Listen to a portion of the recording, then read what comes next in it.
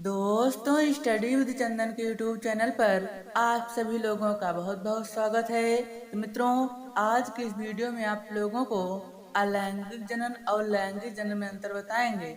मित्रों, हमारा पहला पॉइंट है, अलैंगिक जनन में केवल एक ही जनक द्वारा संतान की उत्पत्ति होती है। जनक यानी पिता। अलैंगिक जनन में केवल एक ही जनक द्वारा संतान की उत्पत्ति होती है। और लैंगिक जनन में पहला पॉइंट है लैंगिक जनन का, इसमें संतान की उत्पत्ति के लिए दो जनकों का होना आवश्यक है। यानी लैंगिक जनन में संतान की उत्पत्ति के लिए दो जनकों का होना आवश्यक है। दो जनक कौन से हैं? माता और पिता, ये दो जनक हैं।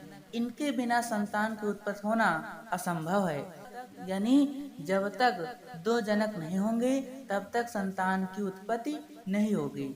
नेक्स्ट है 2 नंबर, यानी हमारा दूसरा पॉइंट है, अलैंगिक जनन में युग्मकों की आवश्यकता नहीं होती है।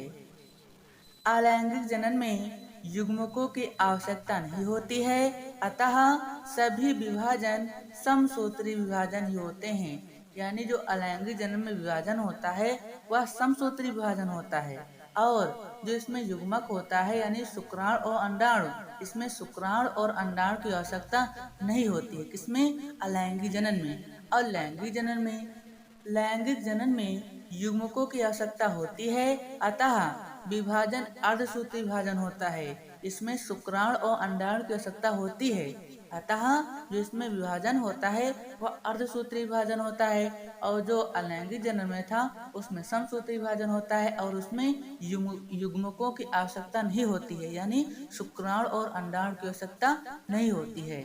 थर्ड पॉइंट है हमारा, नए जीव पूर्णतः जनक के समान गुणों वाले होते हैं।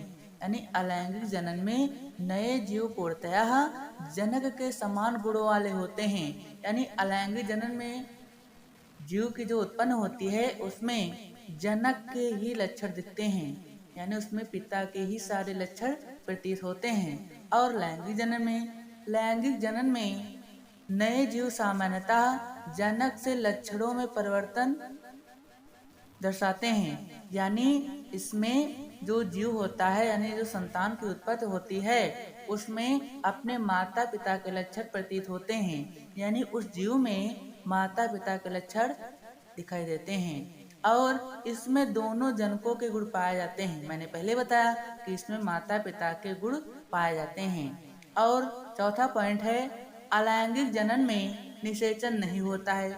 मोस्ट इम्पोर्टेंट पॉइंट, अलैंगिक जनन में निषेचन नहीं होता है। और लैंगिक जनन में इसमें निषेचन होता है क्योंकि इसमें दो युग्मक भाग लेते हैं। युग्मक कौन से हैं? मैंने पहले ही आप लोगों को बताया, शुक्राणु और अंडाणु, ये दोनों भाग लेते हैं।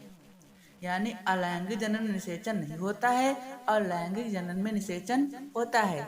आइए हम जल्दी से दोबारा से समझ लेते हैं। आप लोगों को बता दें कि अलैंगिक जनन में एक ही जनक द्वारा संतान की उत्पत्ति होती है और लैंगिक जनन में संतान की उत्पत्ति के लिए दो जनकों का होना आवश्यक है। और इनमें युग्मकों की आवश्यकता नहीं होती। किनमें? अलैंगिक जनन में युग्मकों की आवश्यकता नहीं होती है, अतः सभी विभाजन समसूत्री विभाजन ही होते हैं। और लैंगिक जनन में युग्मकों की आवश्यकता होती है और इसमें विभाजन अर्धसूत्री विभाजन होता है।